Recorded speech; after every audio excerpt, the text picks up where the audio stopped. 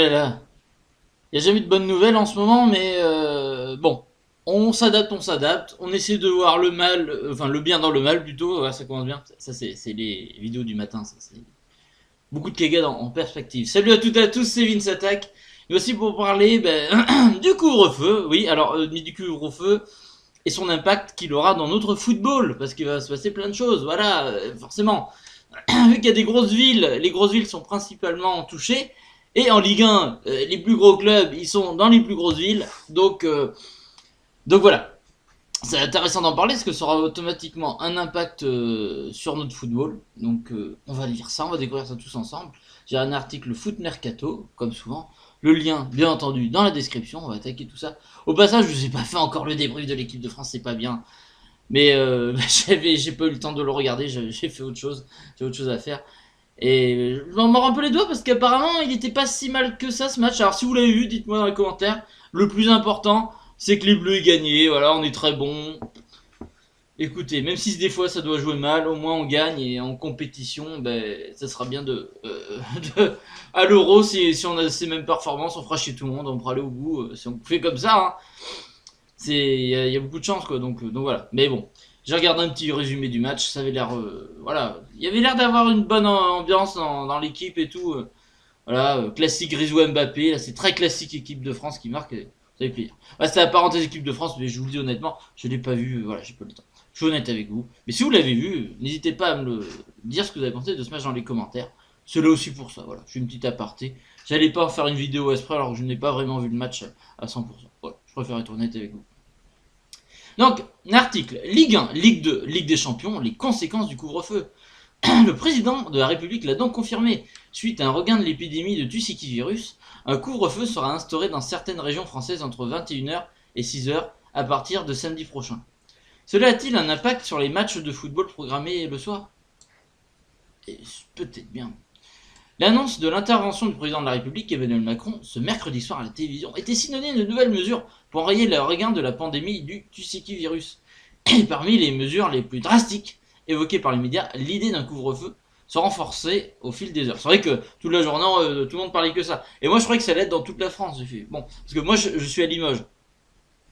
Donc à Limoges, nous, on n'impose pas le couvre-feu. On est une plus petite ville. Nous, avec l'agglomération, je dis bien avec l'agglomération, on est 160 000 à Limoges. Donc on est globalement tranquille. On est une ville tranquille. Hein. Je suis bien heureux dans ma ville, mais on est tranquille. Donc c'est vrai que là, il fait cette année, il fait mieux vivre dans les petites villes comme moi où je suis que dans les grosses villes. Clairement, là, voilà, nous on a automatiquement moins de cas et automatiquement moins de règles strictes. Donc forcément, on a de la chance. Mais après, courage aux grosses villes parce que ça va pas être cool. Voilà, on va être solidaire quand même. Pas déconner. Une rumeur finalement confirmée ce soir par Emmanuel Macron. Le chef de l'État a donc instauré un couvre-feu dans 8 métropoles. Grenoble, Lille, Lyon, Aix-Marseille, Montpellier, Rouen, Saint-Étienne et Toulouse. Les personnes habitant dans ces grandes villes n'auront donc pas le droit de sortir chez elles, sauf dérogation entre 21h et 6h du matin. Et ce pendant 6 semaines, c'est énorme 6 semaines. Une mesure qui frappe de plein fouet les bars, restaurants, encore cinémas. Au passage, je donne envie personnelle, mais alors, ouais, ça y est, je 30 piges, je sors beaucoup moins en boîte de nuit. Mais les boîtes de nuit, on n'en parle jamais. C'est affolant, ça, par contre, je trouve. On n'en parle jamais des boîtes de nuit. Ils sont totalement ignorés, comme si ça n'existait pas, vous trouvez pas? C'est fou, ça. Ça, je trouve ça dingue. Les pauvres, c'est les pires. Parce que eux, contrairement au bar, au resto et tout le tralala, ils ont jamais pu rouvrir depuis le confinement. Comment ils vont faire C'est hors football, mais comment ils vont faire, en fait? Franchement, eux, ils ont pas rouvert. Ils ont jamais rouvert. Et c'est ça qui est dingue, quoi. Et là, on n'en parle toujours pas. Non? Quoi, les boîtes de... Quoi? Ça existe? Ah bon? Ah, qu'est-ce que c'est? Ah, les boîtes noires dans les avions? Mais tout va bien. Non, j'en sais rien, enfin, c'est bizarre. Juste une petite parenthèse, parce que je trouve que c'est un peu abusé de les ignorer. Même si j'y sors quasiment plus maintenant, mais bon. Voilà. Mais une question se posait également pour les rencontres sportives professionnelles. Programmés en soirée dans ces zones géographiques en clair, les matchs de Ligue 1 et de Ligue 2 seront-ils maintenus? Et les rencontres de Ligue des Champions du Paris Saint-Germain et de l'Olympique de Marseille? La région de Rennes n'est pas concernée par le couvre-feu. Ça se jouera à huis clos, pour moi, pour le régler. Sur le papier, cela concerne par exemple pas moins de 6 journées de Ligue 1, si le couvre-feu n'est pas étendu d'ici là. Pour ce qui est de la coupe aux grandes oreilles, si l'on s'en tient encore une fois à la période annoncée par Emmanuel Macron, cela annoncera 2 matchs à domicile du PSG, Manchester United le 20 octobre et Leipzig le 24 novembre. Un seul pour l'OM contre Manchester City le 27 octobre. Bon, ça peut être gérable. Voire 2. Emmanuel Macron ayant indiqué qu'une prolongation du couvre-feu jusqu'au 1er décembre est envisagée. Les Phocéens doivent jouer contre l'Olympiakos cette date. Selon les premiers retours de RMC Sport et de l'équipe, tous les matchs ne seront pas reprogrammés et se tiendront donc en horaires prévus, comme pour tous les autres sports concernés. En revanche, ils joueront logiquement à huis clos. Il y a des dérogations pour les activités professionnelles, mais les matchs se joueront à huis clos, a confié une source de l'Elysée à l'équipe. Un nouveau coup dur pour les clubs français quand on sait que des affiches telles que Lille-Lens, OL Monaco, Lille-OL, PSG Rennes ou encore le derby OL, AS Saint-Etienne habituellement programmés en soirée risquent de se jouer sans grande ferveur. Bon alors, c'est la meilleure solution. Au moins, parce que c'est vrai qu'il a dit, notre président, il a dit que totalement, pour les activités professionnelles, il y aurait des dérogations. Donc, le foot professionnel, c'est une activité professionnelle. Je sais que ça plaît pas à tout le monde quand on dit ça, mais c'est vrai, c'est du travail. Voilà, c'est du travail, c'est du spectacle, mais c'est du travail. Mais ils ont un moyen de jouer, c'est un travail avec du public, mais on a moyen de le faire sans public. Donc la meilleure solution, bah oui, c'est de le faire sans public. Et comme ça, les horaires sont pas décalés, et puis on peut toujours le regarder à nos petites habitudes à la télévision. Parce que vous imaginez, les matchs, ils se jouent le mardi, j'en sais rien, ou... Enfin, j'en sais pas, ou le vendredi. Enfin bon, dans la semaine, ça se joue avant 20h, donc ça se joue peut-être, je sais pas, à 18h, machin. Ce que des fois, ouais, moi, je suis une semaine sur deux, je finis à 19h, l'autre à 17. Donc il y a une semaine, bah, ça va être compliqué pour moi, je vais pas prendre des heures pour regarder des matchs de foot non plus. Donc ça aurait été problématique. Donc au moins les gens pour le regarder après, bah oui, il n'y aura pas de public. Mais j'ai envie de vous dire, on était à 5000, puis ça avait baissé à 1000 et à 1000. Et je crois que hélas, même à 5000 et à 1000, bah, tu perdais quand même ta billetterie. Hein. T'étais pas gagnant là-dedans. Donc bon, ça fait toujours une perte d'argent.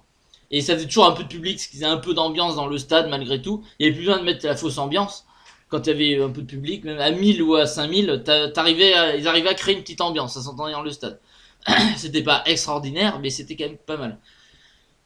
Donc bon, ben c'est sûr, c'est dommage, mais si c'est une solution pour sortir de cette crise et vraiment se débarrasser de ce salopard de tu sais qui virus, je suis pour évidemment. La santé avant tout, voilà, avant le sport machin. Mais on a toujours moyen de suivre nos équipes dans les mêmes heures, sans tout déranger, sans tout machin. Donc ben voilà. Hein. J'ai envie de vous dire, ben tant mieux, tant mieux. Ça reste mieux que tout adapté avant 20h.